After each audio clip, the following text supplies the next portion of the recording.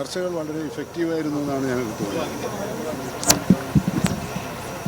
ഞങ്ങൾ ആഗ്രഹിച്ചത് ഇന്നെന്താണ് ചെയ്തത്, നാളെ എന്താണ് ചെയ്യാൻ പോകുന്നത്. ഇതൊരു ടൈം ടേബിൾ പോലെ ഒരു സമയബന്ധിതമായി നിശ്ചയിച്ച് അവ ഓരോന്നോരോന്നായി ചെയ്തു തീർക്കുന്ന കുറേ കൂടി ശ്രദ്ധാപൂർവമുള്ള പ്രവർത്തനത്തിലേക്ക് അവർ നീങ്ങിയിട്ടുണ്ട്. ഇതൊന്നും രഹസ്യമായി വെക്കണം എന്നൊരാഗ്രഹവും അവർക്കില്ല. എല്ലാം സുതാര്യമായിരിക്കണമെന്ന് അവർ ആഗ്രഹിക്കുന്നുണ്ട്.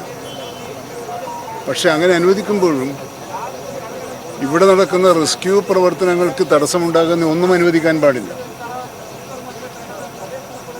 മാധ്യമങ്ങൾക്കായാലും ആർക്കായാലും വാർത്തകൾ കൊടുക്കാനുള്ള താല്പര്യം ഉണ്ടാകുമ്പോൾ നല്ലത് തന്നെയാണ്. പക്ഷേ